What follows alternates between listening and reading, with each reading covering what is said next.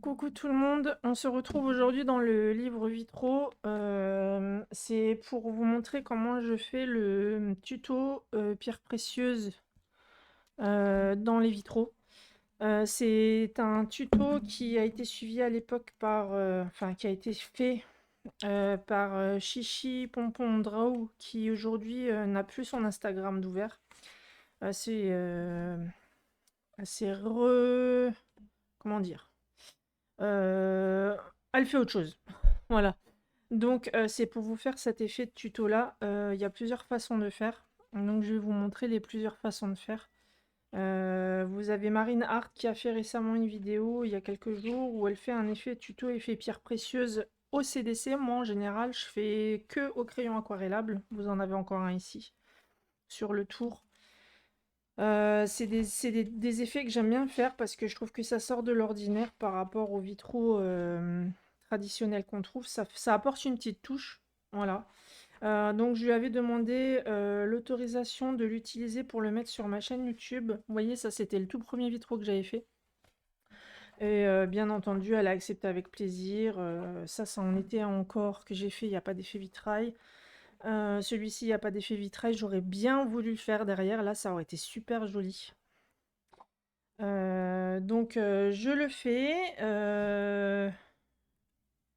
et je vais vous montrer ça, vu qu'elle n'a plus sa chaîne Instagram, elle l'avait mis en story à la une, donc vous aurez pu aller vérifier, aller voir sa vidéo, son réel qu'elle avait fait assez rapide. Est-ce que c'est dans ce livre-là? Je suis en train de me demander si c'est dans ce livre-là que j'ai commencé à faire. Attendez, on va retrouver. Désolée.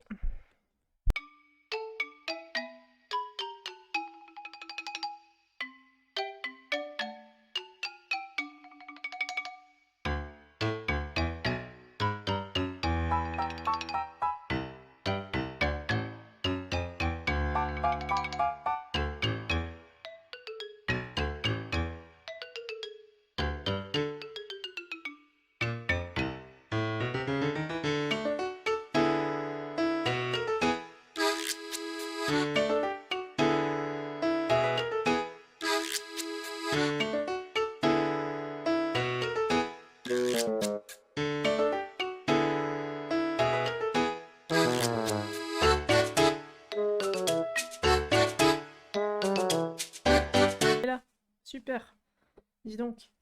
Donc, je vais vous descendre un petit peu la caméra, je vais vous montrer ce que j'ai déjà fait. Alors, j'ai fait un petit tuto en privé aux copines qui m'ont demandé.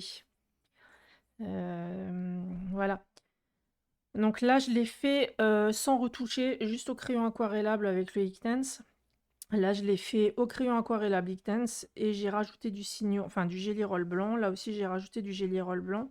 Donc vous avez ces façons-là de faire. Alors ça donne un peu plus de lumière, on va dire. Ça apporte plutôt un effet un peu plus naturel. Maintenant, le chat vient s'incruster dans la vidéo. C'est génial. Donc je vais vous montrer. Il va se mettre dans...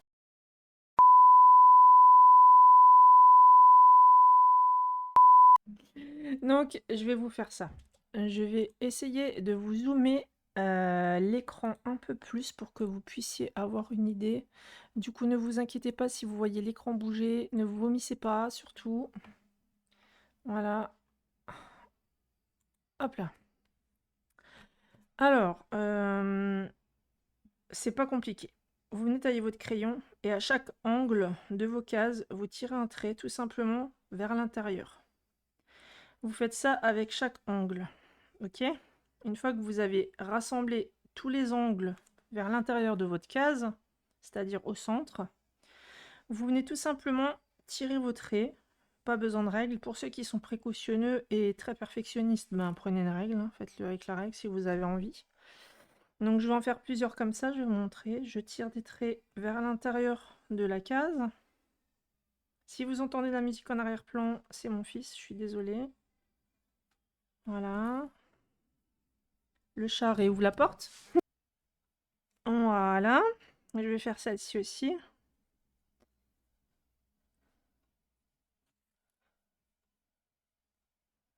Donc ça, c'est la façon que j'ai vue chez elle. Et j'ai adoré. et j'ai adopté direct. Donc là, ce que je fais, c'est que quand je vais colorier mes cases, tout simplement, comme un crayon de couleur, je viens dans un angle, appuyer, relâcher ma pression. Dans la case suivante, donc la portion suivante, je viens appuyer, je relâche. Cette petite zone-là, je viens appuyer, je relâche. Et là, au bout d'un moment, vous allez vous retrouver avec soit deux facettes qui se touchent, comment vous dire, genre... il se peut que vous ayez deux facettes foncées qui se touchent. Vous voyez, cette portion-là, j'avais commencé le foncé là et relâché ici. Là, j'avais commencé le foncé là, relâché là. Donc, elles se touchent, mais c'est pas grave. En soi, vous voyez, ça donne pas vraiment de... Ça donne pas vraiment de problème. Ça fait joli. Et au niveau du centre, ce que je fais, c'est que je viens faire un petit angle. Regardez. Je fais un petit L. Et je viens tout simplement colorier un peu l'angle. Et relâcher ma pression. Là, je vais partir de ce côté-là, puisque là c'est foncé, je vais pas couler, je vais essayer de pas couler. Donc essayez d'alterner en fait, vous allez vraiment aléatoirement, soit vous faites attention, soit vous faites pas attention, ça c'est vous qui voyez, vous faites comme vous voulez. Là je vais partir du foncé, je vais venir relâcher, là je vais venir foncer et je vais relâcher. Là forcément, si je vais de ce côté, je vais coller une foncée, là je vais coller une foncée. Donc ce que je vais faire, c'est que c'est pas grave. Je vais foncer ici, je vais relâcher. Je vais dans mon petit coin faire mon L. Et je vais un petit peu tirer mon trait comme ça, vous voyez? Là, je vais faire la même chose. Je pars du foncé ici, je relâche. Je pars du foncé ici, je relâche. Pareil, je relâche. Je viens ici. Vous pouvez le faire avec tous les crayons aquarellables, hein. Même avec de l'aquarelle traditionnelle, je vais vous montrer après si j'arrive. Il faudrait que je fasse des cases sur un papier lambda pour pas gaspiller mes vitraux, pour pas trop faire n'importe quoi après que ça devienne... vous voyez, les couleurs je les ai pas encore fait, donc voilà. Donc je viens, quand je fais ce genre d'effet pierre précieuse sur les vitraux, j'utilise pas mes pinceaux à aquarelle. J'utilise les pinceaux à réservoir d'eau parce que je trouve que ça suffit largement et c'est très adéquat pour la technique, pour cette technique-là. Donc je viens mouiller mon pinceau, je pars du blanc du papier, je rentre dans le pigment et je viens dans le foncé faire l'angle. Je redescends un petit peu, je viens essuyer parce que c'est très fort en pigment les Inktense, je viens essuyer mon pinceau. Je vais dans l'autre zone blanche, je remonte, je travaille mon angle, je redescends un petit peu et là, vous voyez, pour éviter la trace, je viens retravailler. Je pars du blanc, je le longe mon trait, je vais dans le foncé. Là, pareil. C'est vraiment très, très, très, très simple. C'est quelque chose que je voulais mettre en vidéo depuis très, très longtemps, mais je traîne, je traîne, je traîne. Voilà. Et les filles hier m'ont dit c'est quand que tu le mets? Ben, heureusement qu'elles me saoulent un peu parce que j'ai tendance à dire ça sert à rien que je mette ça en vidéo, tout le monde s'en fout. Et en fait, non. Voilà. Je viens essuyer, je viens remonter un petit peu mon foncé, je vais dans mon clair. Voilà. Alors si vous êtes débutant, vous avez peur vraiment avec les Inktense de faire des grosses traces moches, quoique des grosses traces moches c'est toujours attrapable, sachez-le. Vous venez avec les Albrecht Dürer ou alors avec des crayons aquarellables qui font un petit peu moins de traces, et puis c'est tout. Voilà, je viens faire le reste. Vous voyez, je viens un peu avec mon foncé dans mon clair. Là, je viens dans mon blanc du papier, je longe la ligne. En fait, ça vous fait quasiment l'effet de pierre précieuse tout seul sans... Vous avez juste en fait à guider votre pinceau le long de la ligne. Et vous venez juste aquareller l'angle que vous avez colorisé. Et en fait, ça le fait quasiment tout seul, hein. Il n'y a pas grand chose à faire. Voilà. Donc là, vous avez cet effet qui est fait. Donc là, en général, j'attends que ça sèche. avant de mettre le signaux. Vous pouvez le laisser comme ça fait très naturel, ou alors vous pouvez travailler avec le signaux. J'ai fait un test hier, alors je vais vous montrer.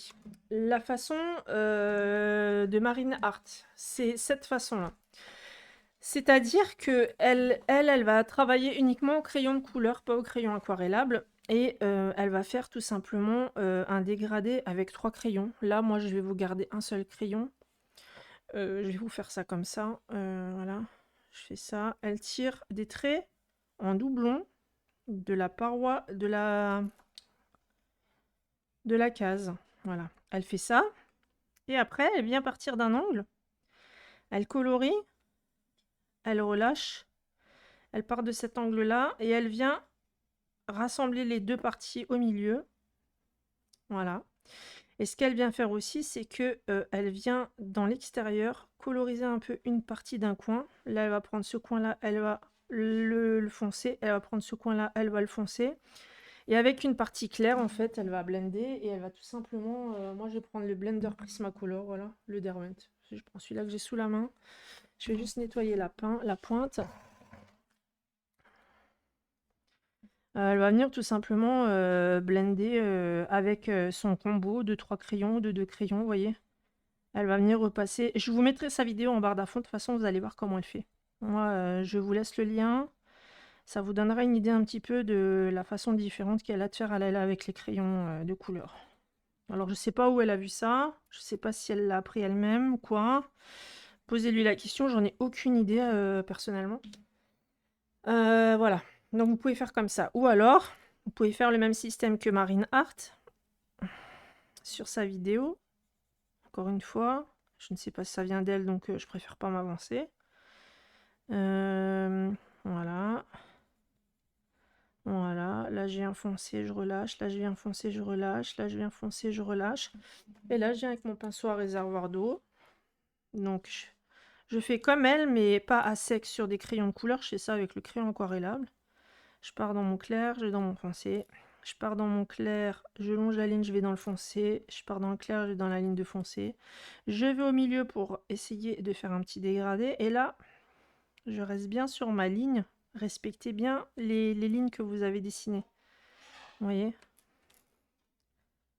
Voilà. Et du coup, ça vous fait cet effet de pierre précieuse. Donc vous avez soit ce style-là, soit ce style-là. Alors je vais essayer de le faire au crayon aquarellable. Je vais le faire sur le Mickey du coup.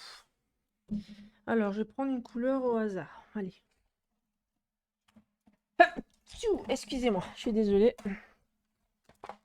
Donc là, je vais pas sortir mon pinceau d'aquarelle. Hein. Je vais garder mon pinceau à réservoir d'eau. Je vais me débrouiller avec. Voilà. Je vais prendre... Qu'est-ce que je pourrais prendre? Je vais faire ça sur le... À mon avis, derrière, on a un truc où on peut... Voilà, il y a les images de rêve. Je sais pas trop là-dessus si ça va rendre quelque chose. Non, ça va pas rendre grand-chose. Hein. On va aller là-dessus. Sur les cartes postales de la fin, là. Voilà, on va aller là-dessus. Je sais pas si vous allez voir, mais on va essayer. Je vais prendre une couleur. Je mouille juste mon aquarelle. Alors prenez un pinceau très fin, hein, parce que là je vais faire une vraiment rikiki zone, donc je sais même pas si ça va donner quelque chose parce que ça va vraiment être très petit. Je viens tirer mes traits. Voilà, je viens rassembler mes traits. Voilà. Je vais venir essuyer mon pinceau et là je vais tout simplement venir avec mon pinceau à réservoir d'eau tirer la couleur. Essuyer. Voilà, là je viens tirer ma couleur. Alors c'est pas un papier aquarellable, donc forcément vous n'allez pas avoir le même rendu au niveau des jeux de couleurs. Je viens prélever un peu de couleur, je vais venir foncer ici. J'essuie mon pinceau, je viens tirer ma couleur. Je viens en prélever, je viens foncer ici. C'est un peu plus compliqué avec des aquarelles en godet parce que c'est un peu plus, ça demande un peu plus de précision. Ok. Et il faut avoir manipulé plus ou moins l'aquarelle pour pouvoir le faire. Et là, je viens tout simplement... Voilà. Donc, vous voyez, c'est un peu plus diffus, c'est un peu moins précis que si on le faisait au Ickdance, aux Albrecht Dürer. Je vais mettre ça pour pas que ça traverse. Mais en soi, voilà, ça rend plutôt chouette. Et vous pouvez le faire au crayon de couleur tout court, hein. Vous n'êtes pas obligé de le faire au crayon aquarellable, hein. Après, le crayon aquarellable, c'est juste le fait que ça va beaucoup, beaucoup plus vite, hein. Si vous prenez un crayon de couleur, ça prend un peu plus de temps, hein. On va pas se mentir. Donc là, ce que je vais vous faire, je vais vous montrer. Donc là, vous avez les... je vais repasser dessus parce que ça a séché aujourd'hui, donc du coup, je peux le faire. Voilà, vous faites des traits aléatoires, vous faites des petits traits comme ça. Vous pouvez marquer certaines arêtes. Après, il faut qu'il marche aussi celui-là. Voilà.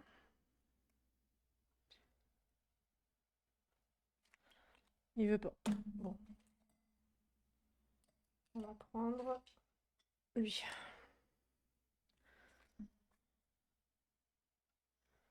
Voilà, vous pouvez faire un petit point. Donc là, vous avez du Gelly Roll. Ou alors, vous pouvez carrément passer tous les contours. Vous voyez, noir. Au Gelly Roll. Ça aussi, c'est une solution. Mais vous avez plusieurs façons de faire, en fait, hein. C'est... voilà, vous pouvez très bien passer du stylo gel blanc tout autour des arêtes pour vraiment faire cet effet de transparence. Mais moi, je trouve que entre les deux, ça cache un petit peu l'effet pierre précieuse. Ça donne beaucoup de luminosité, ça dépend de l'effet recherché. Là, vous avez beaucoup de lumière qui est apportée. Là, vous avez plus l'effet pierre précieuse. Après, dans ce genre de case-là, où vous n'avez pas trop envie de modifier certaines choses, vous pouvez très bien juste contourer la case. Je fais ça à l'arrache, hein, je ne suis pas en train de faire des traits précis. Voilà, vous pouvez très bien juste détourer.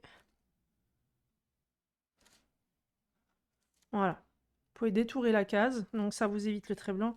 Ou alors, vous pouvez juste apporter une petite touche comme ça, avec des petits points au niveau du blanc de la pierre. Ça, vous pouvez faire aussi. Ça apporte un peu de lumière et ça dénature pas ce que vous avez fait. Donc ça, c'est à vous de voir, hein. Mais là, par exemple, je vais détourer de nouveau en blanc.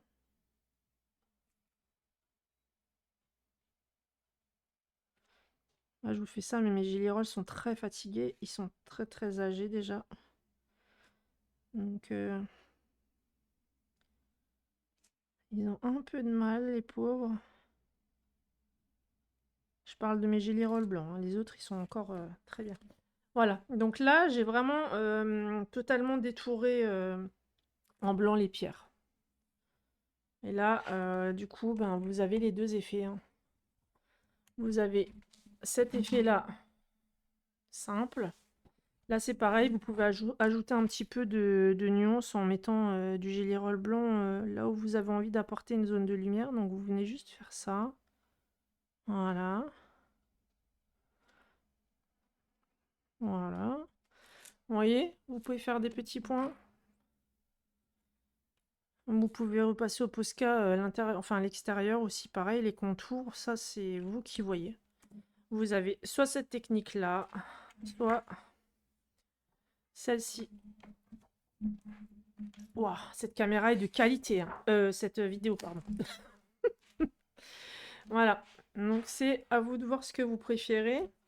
Et bah, avec l'aquarelle, voilà, le test ultime. Donc là, vous pouvez aussi rajouter un petit effet de lumière comme ça. Là, vous venez faire ça. Bon, c'est pas sec, donc ça va faire vert.